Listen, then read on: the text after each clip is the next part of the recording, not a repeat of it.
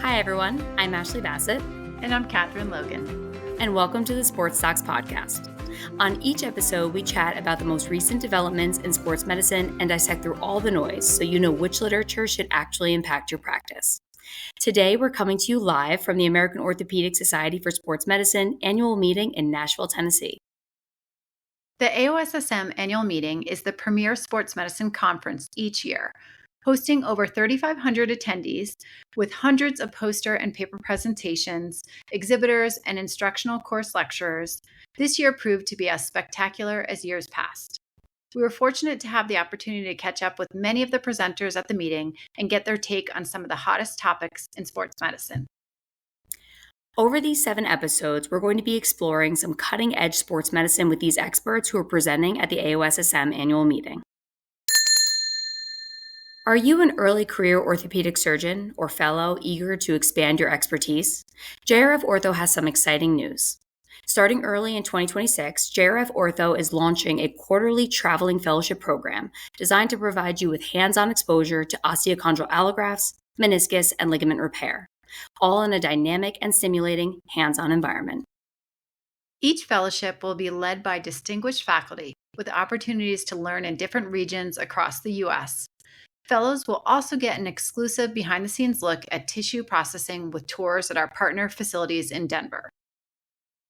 Every quarter, 3 outstanding candidates will be selected for this unique experience, and one of those quarters will be dedicated entirely to an all-female cohort, with both faculty and fellows coming together to advance women in orthopedic surgery. Applications open this September for the winter program, which kicks off in January. Keep an eye out for details and the application form at jrfortho.org and on social media later this summer. Want to learn more? Reach out to marketing@jrfortho.org. JRF Ortho, restoring movement together. Today's episode is going to focus on mental performance and burnout. Specifically, what is burnout? What are some risk factors for burnout? And how do we prevent and treat burnout in orthopedic surgeons? We're joined today by 2 outstanding guests. Dr. Kathy Coyner is an associate professor of orthopedic surgery at the University of Connecticut and director of sports medicine fellowship at UConn. She is a team physician for the UConn Huskies and serves on the AOSSM Board of Directors. Dr. Coyner is the director of fellowship research and has published extensively on a wide range of orthopedic conditions. Dr. Dean Taylor is a professor of orthopedic surgery at Duke University, director of the Duke Sports Medicine Fellowship Program, and a team physician for Duke University. He's the chairman of the Feagin Leadership Program and is a former president of AOSSM. So without further ado, let's get to the exhibit hall. All right. Okay. Good. All right, Kathy, Dean, welcome to the show. Thank you for joining us to the Sports Docs podcast live at AOSSM here in Nashville today. We're excited to have you, so welcome. We're excited to be here. Absolutely. Thank you, Katherine. Thank you, Ashley. Yes. This is awesome. Thank you for joining us. So today we're talking about burnout in orthopedic surgery. So physician burnout is defined by the American Medical Association as a long-term stress reaction, which can include emotional exhaustion, depersonalization, and feeling of decreased personal achievement. And it's estimated that about 60% of orthopedic surgeons experience burnout at some point in their career, which is quite staggering. Yet when I think about my training or our training, it really wasn't discussed very much, in residency and in fellowship. So Kathy, first question for you. Why is physician burnout suddenly a thing? Is it really increasing in prevalence, or are we just paying attention to it finally? Yeah, that's a great question, and I think this is a super important topic, so thank you for the invitation to allow us to sort of speak on this. And I think it's multifactorial. I think that, we have become more aware of this, and yet we are being asked to do more and more as physicians, as people within our families, within society as a whole. But I think things that contribute to it are, sort of the external pressures to financially produce in the hospital setting, where you're asked to do more cases for probably less money. You're asked to do more with the EMR. You're asked to do more from an education standpoint. And since we're at the AOSSM meeting, sports coverage, especially in my world of sort of collegiate sports and NIL and revenue sharing, has really put external pressures to that maybe were previously there, but not at the same levels. Mm-hmm. Absolutely. Yeah, I think those are great points, and you're absolutely right. Like the days of, probably when, even since we've started practice, but even more when you guys started practice, like it was just, okay, go in, do your job, go operate, do those sort of things. And you could sort of go home and maybe be thinking about the patients, but you're not necessarily going to all these extra like sort of business focused meetings about what are your RVUs and are you hitting all these metrics? And, we have to cut staff. So I think all of those things add in. Absolutely. The other thing, Ashley and I wanted to bring up, though, is I think oftentimes in training, and, we're going through training, there's sort of this idea that, you just need to toughen up. You need to put your head down and you have to get through it. But we're trying to be a little bit more open-minded and understand like resilience and resilience training more. So Dean, tell us a little bit about like why you think it's important to like recognize physician burnout, especially in trainees, but also in our colleagues, and what's going to happen if it goes unchecked. That's the real issue, right? Mm-hmm. Is the ultimate endpoint of burnout, and burnout really is a mental health issue. Yeah. The ultimate endpoint is suicide. Right. And we see these staggering rates of suicide in physicians and surgeons, and it's important for us to get to a better, not treatment strategy, but understanding of what's going on and mitigating the causes of the mental health issues that happen when we're overloaded with activities that are demanding, that take up our time, that take up our energy, and that don't have purpose and meaning. Yeah. Someone said to me once that, and looking at it from the other direction, being passionate about something creates a great capacity for work and effort. And if you don't have a passion about what you're doing, and you're doing a lot of it, that's when burnout happens. Yeah. And, you mentioned statistics, and Ashley had sort of shared a statistic with me that I wasn't aware of from the CDC on orthopedic surgeons. They had the highest rate of death by suicide among surgical subspecialties. So this was between 2003 and 2017, and the stat for all subspecialists, orthopedic surgeons were 28%. So huge number. It's really staggering. So that same study that referenced that talked about some risk factors for physician burnout, and you mentioned many of them, right? Increased, workload on us, increased stressors as it pertains to taking care of higher level athletes and things like that. But how do we recognize this in our colleagues, right? If there's certain signs that we can look out for, and then how do we act to try to lessen that, to kind of bring that down, Kathy? Yeah, I think the first thing is having discussions about it. Yeah. I think historically with mental health in general, and we've sort of seen this with athletes and in the professional realms, where to make it more normal that we acknowledge that we do potentially have mental health issues. So, obviously it's really hard when it's you personally going through that. But for me, I think having a tribe of people that you can really turn to at sort of your darkest moments, and, I'm very fortunate to sit here with one of my mentors that have, seen numerous aspects of my career, both the good and the bad. But, having that tribe before you need it. So when you could reach out and allow your friends and colleagues to reach out, but also just to do check-ins on people that maybe you haven't heard from, and maybe, you've sort of seen some unusual behavior, to reach out and make sure that they know they're valued from the people around them, and just to remind them, what impact in a positive light that they're having on others. Mm-hmm. Now, kind of in that line, is there anything, because again, I talked about in our residency, this wasn't discussed, right? And there wasn't anything. And you work now, UConn residency and fellowship, and you're at Duke. Is there anything that you're doing for the residents or introducing like program-wise to help them feel more comfortable to reach out to you or to recognize some of the signs of burnout before it gets to a critical point? Yeah, I think we definitely have structured programs, and I think we could always do a better job. But some of the things that we're specifically doing at UConn, we have one-on-one sort of assigned mentors, and then that can morph into more subspecialty mentors as the time goes on. So really almost forcing a created relationship that they feel trusted with an attending surgeon as soon as they sort of hit the ground on campus on July 1st. And then also we develop mentor groups. So it's a resident from each year with one or two attendings that we actually actually try to go out and do something fun and have something socially to create sort of mini teams within the residency that may not be their normal friend group that they would sort of go out with. And we've seen some success with that, but those are all more things potentially on the calendar and the agenda that we have to do. But when you make it involving something recreational and wellness, a lot of people want to attend. So I think it's those environments that can sort of help that. Yeah, Kathy, I think you can't overstate the importance of doing those things out of work together, because it creates a supportive team environment, and building that team, that's a huge piece of that. And I think it's an under-recognized aspect of what we can do to be supportive. Because I think, in your GME and at Duke, there's programs, there's emphasis and discussion. I think those things are all important, and it's really necessary to have them. I think we've come a long way in recognizing that mental health is as important as physical health, but there's still a stigma associated with it, and we still have a lot of work to do, because depression is an important thing, and when there's situational things that build on that mental health of depression, then that's where you really have those dangerous situations. Yeah, and I think for both, Dean and Kathy, you mentor a lot of people.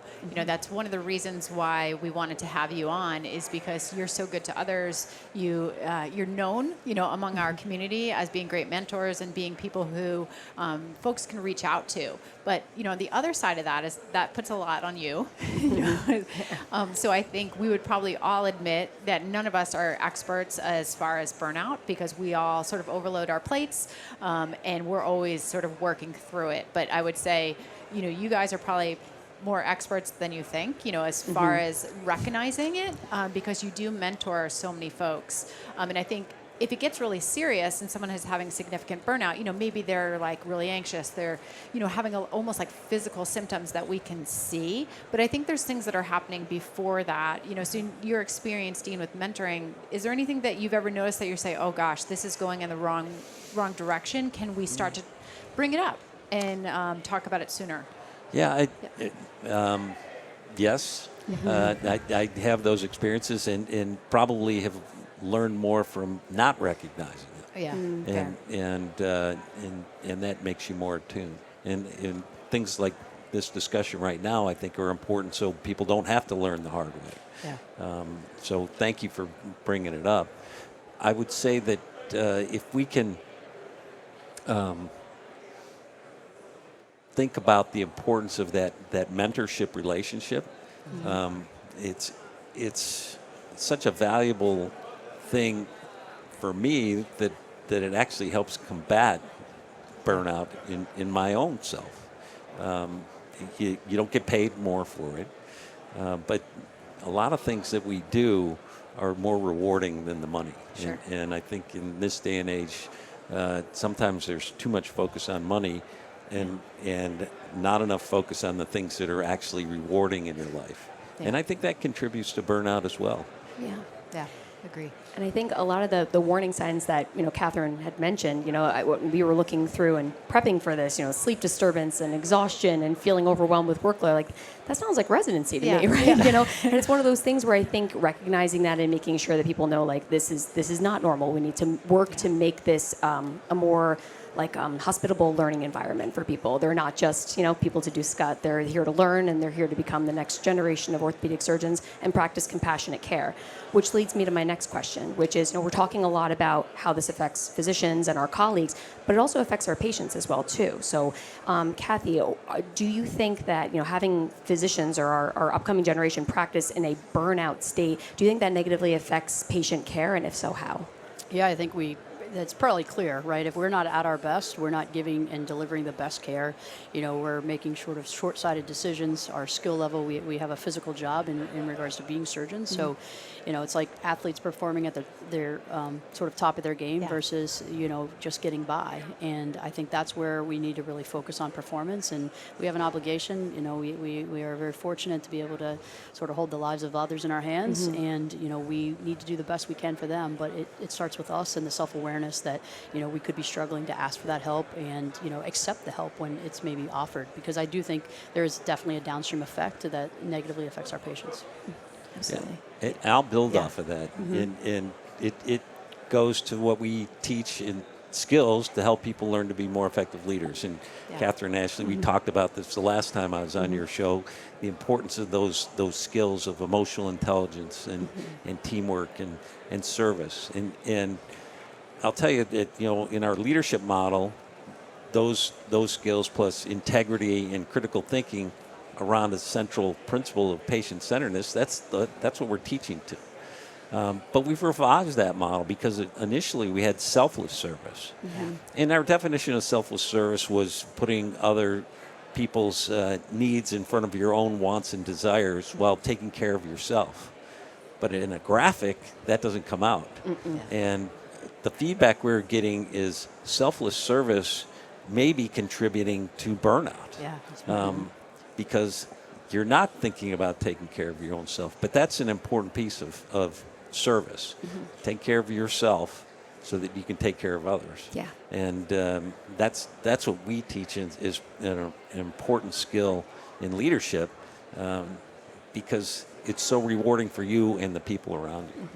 I think, Dean, just to that point, we've talked a lot about professionally, but I would add the personal side to that, your families, right? Your family is what's gotten you there, and to be able to recognize them and, make sure that we continue to enjoy them and carve out that time. I mean, that's what I've found that, I need to have some hard stops in my life to recognize that, my family is very important.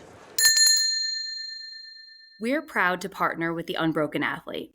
Every game, every practice, every moment matters when you're chasing greatness. But peak performance doesn't just happen, it's built. The Unbroken Athlete helps build it. With expert tools to sharpen your mindset, fuel your body with smart nutrition, and recover from injury like a pro. Because true athletes know, what you do off the field is just as important as what you do on it. And now, whether it's for preventative, performance, or rehab, you can help others build their best too. Join the Unbroken Athlete Affiliate Program and share our programs with your friends, family, and team at a discount while earning a commission when they join. It's a win-win for you and your community. And don't forget to sign up for the Unbroken Athlete newsletter, packed with the latest research and actionable tips on nutrition, fueling, recovery, mindset, and resilience, delivered right to your inbox. Visit theunbrokenathlete.com today to join the affiliate program, subscribe to the newsletter, and don't forget to follow along on Instagram at theunbroken_athlete for even more. You kind of mentioned those social events as well. And, what it kind of makes me think of is I think sometimes you see those extra things on your calendar and you're like, okay, and you just don't want to go. And then you get there, and by the end, you just feel so much better. It's like carving out that time for your family. Sometimes it feels like, gosh, but I just need my computer. I just need to bang out my to-do list, and I'll feel better. But then, if you give yourself that hard stop and pivot to something that really fills you up more, like your family or just, being active, being outdoors, those types of things, it obviously really decompresses and helps us feel better, but it's hard to make those decisions because you do feel the weight of everything. Kathy, you'd brought up NIL. And so I think we talk about this a lot at AOSSM, just how much that's just changed the landscape. And that probably, I assume, it contributes, if you're taking care of college or professional, college athletes, but also whatever, in addition to the professional athletes, it really changes the pressures that you have on. And, is that something you're seeing? And are there, college physicians that you feel like you can sync up together and talk through these things? Or what are those resources like? Yeah, no, I mean, I think the time that it demands is significant. I'm fortunate I'm partners with Bob Arciero, who's been doing this for, 37 years, and I think he'd be the first to tell you that it's drastically changed. The expectations on us, the availability, which as sports doctors we're always available, but now we're not only available to the coaches and the athletes, but the families and the agents and their agents' friends and the sports performance and sports scientists, and it feels like it never ends in some ways.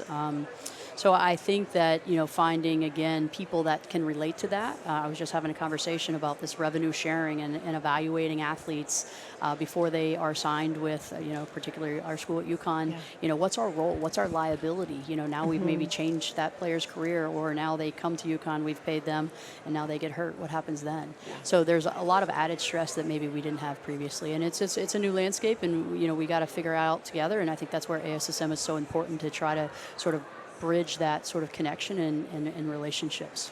So you made a really good point there that I want to expand on, that we are always reachable now. We were always reachable, right? Like PTs can text us and things like that. But it seems that now more than ever, we are constantly on 24/7, right? So Dean, I'll focus this question on you. How do you go about setting boundaries while still providing high-level care, and answering families and answering agents and answering athletes, but not at the expense of your family and your life? Sure, and I think it's different for everybody. It's certainly, Ashley, I grew up not having a cell phone, and in residency, and so I wasn't used to that, and probably didn't transition as well in terms of communication as I could have, but again, I've learned a lot of lessons the hard way. For me, and what I'm comfortable with, I'm sure it's a lot different than you, Katherine, you, Ashley, and you, Kathy. I have had fellows that would call patients the next day, and that became part of their routine. For me, that was not what I wanted to do. I felt like that was taking away from what I wanted to do. But then again, I'm not somebody that likes to talk on the phone very much. But I think that availability is very helpful to a lot of people. And if you're used to that, and that's something that is not a burden to you, but actually is a joy, and brings purpose and meaning to your practice, that can be a very effective thing of being available. I do think setting some boundaries on that. Yes, giving people your cell phone, but not always answering it is an important piece of that. And other people would disagree with me. Other people would answer it nonstop. And again, you have to figure it out what's best for you. And I think it changes throughout your career. When you're early and you're eager and you're trying to build trust and build relationships, you're going to have a tendency to be more available, because that's how you get to the next level. And then when you're more seasoned and more respected and more trusted, you can probably set some more boundaries. So I think for me, it's just sort of a constant reevaluation. Am I doing things with purpose and passion that fulfills me? And if I need to cut back, then I try to be deliberate and intentional about that. Have you guys ever seen this the diagram with burnout? Like it's a cup, and then it has holes in it, and stuff start pouring out. And the more things you're doing that are sucking away your energy, or getting to where you're completely depleted to that burnout stage. And at the same time, taking things like spending time with your family and exercising and all those other things are filling up that cup. And I think we talk about work-life balance. I don't think there's ever a balance, but it's that constant back and forth between, because we have to do things that frankly suck at times, right? And that's part of what we do. But we also have to think about, okay, now I have to re-energize and do the things that'll help. Well, Dean and Kathy, you both sort of made this point about how it's individual. There's some things that fill your cup. There's other things that it doesn't affect someone the same way it affects you. And I was actually talking to Brian Cole about this last evening, and different things that sort of give you, a good boost and really fulfill you, and other things that drain you. And I was sort of commenting to him, so my boys are 12 and 9. There's a lot of sporting events, after work, you're generally doing those kind of things. And something that I have found draining for myself, that I'm always just trying to figure out my boundaries, is I kind of want to be there to watch their game and just be mom. But, when you have an orthopedic sports medicine person on the sideline, and I'm, with USA Lacrosse, and we're at lacrosse, a lot of people want, talk about their own injuries, talk about their kids' development, all those sort of things. And I just want to be mom. And so I'm always trying to figure out, how do I be friendly, but set some boundaries? And I'm not always great at it. But Brian's response was, "Oh, I love that. I find that really it fills his cup, engaging in the community that way. And so it's just interesting. It's something like I dread, and I'm trying to figure out how to balance it. But you raised a really good point, though, about that, because what fills his cup, it's not exactly. And so that makes it so much more difficult to do these preventative strategies to address burnout, because what burns out one person is not going to burn out the other. Like, I know we shouldn't say this here at the AOSSM meeting, but not everyone wants to do team coverage, right? Some people just want to do orthopedic surgery and take care of people after. They don't want to be on the sidelines. Some people love it, right? And so you can't say, all right, well, you can only take care of one team a year or else you're going to get burned out. Maybe someone can take care of 3 and be totally fine, right? So I think it has to be specific and individualized, like you mentioned. Yeah. So what do you do? What do you do when the people come and ask you questions? No, I think it's really, I try and definitely engage to an extent. But I think the way I set boundaries is, so for example, with lacrosse, where they play, there is a track around. So I often start with my headphones, start running, before either game or play starts or whatever. And I just, kind of that's how I fit in my workout. That's the thing that helps me decompress. All the little things I was worried about, about the day, or they seem easier, after the run, that endorphin sort of response. And then, I think 2 things happen. One, I think that sort of sets a boundary as like, oh, she's just not here to, totally be the social butterfly. She's kind of doing something. But I think it also probably makes me more receptive. Because you de-stress. Yeah, exactly. That's a good point. But it's funny, I was saying that was what my dad would do.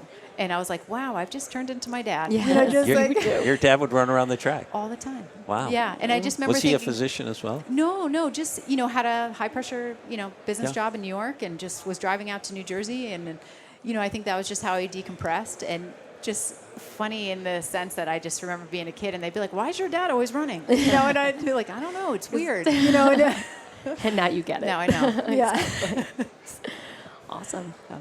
But I would say the thing we want to sort of close on is really like, what are, for you as individuals, like Kathy, let's start with you. Like, besides spending time with your family, are there other things that you do? Like, what are the practical sort of tips to help with your own burnout? I think the reevaluation, and I think I'm going sort of through that right now, just to say, what's important to me, both professionally and personally, and am I making choices, if it's not a hell yes, then it should be a no. Yeah. And to really sort of not just appease people and by say yes and overcommit. Because what I have found is, I'm good at a lot of things, but there's a tipping point where I'm no longer good at most things that I'm doing. So I have to sort of be selective with what I do, so I make sure I do it very well. So for me, it's just sort of that self-evaluation. Yeah, I like that. Is it a hell yes? Yes. And if it's not a hell yes, then it's a no. I love that too, the reflection. Yeah. Taking the time to reflect, because you get caught up in being on the hamster wheel. You do. And sometimes you got to get off the hamster wheel and say, okay, what am I doing that really get me jazzed? And when you're first starting out, there's a lot of things that you're going to do to build a practice and be able and affable and available. All the A's. All the A's, right? But as time goes on, you have to take that time to reflect. And I think Kathy really stated it well in that you have to think about what are the things that are important to you. And I think it goes back to the leadership teachings of emotional intelligence, right? You have to learn to be more self-aware, know what your values are and see if what you're doing aligns with those values, and then self-manage those 2 emotional intelligence skills. And from that, then you can build the social awareness and relationship management. But I think those 2 things, self-awareness and self-management, can go a long way to avoiding burnout, and they're learnable skills. Yeah. Yeah. And I think I'll add, both of you are distinguished leaders in our society, and I think it's very helpful for people to just hear that you have to reevaluate all the time, and I think sometimes others, like especially, more junior folks will look at you too and just think, oh, they just, everything's easy and perfect and they have no stress. And Actually, someone said they were like, you're having Dean and Kathy on to talk about burnout. They don't get burned out. They can just handle everything that's thrown on them. And I'm like, I think there's this misconception that, you both are incredibly successful, right? And you're involved in multiple different avenues of sports medicine. And there's this idea that it doesn't affect you. And to hear like that it requires frequent reevaluation and tailoring of what you're doing, it's really important for our audience to hear that. And I'll be the first to say it. I've been burnt out at various times of my career, and it required an investment to disengage, figure out, okay, how am I going to move forward, and that's not always easy. No, it's not. And sometimes that's with big change. Dean has walked me through, a career change, and it's really changed the trajectory of my entire professional career. So I think having that courage to understand when, change is needed. Yeah, absolutely. Awesome. Well, thank you both so much for being here with us today. This has been awesome. I couldn't imagine a better episode to kickstart this at AOSSM. So thank you so much for joining us, and we hope you enjoy the rest of your meeting. Well, thanks for doing this. We feel very lucky. You are tremendous professionals, and I love your show, and it's just an honor to be on. So thanks for being here at AOSSM. Of course. Thank you. Thank you. Thank you. Thank you for listening to this episode of the Sports Talks podcast. We hope you enjoyed the discussion as much as we did. Make sure to subscribe on Apple Podcasts, Spotify, Amazon Music, and on YouTube to stay up to date on all things sports medicine. If you like what you hear, please consider leaving us a review or comment. You can also reach us by email at thesportstalkpod@gmail.com or find us on Instagram at thesportstalkspod. We love your feedback.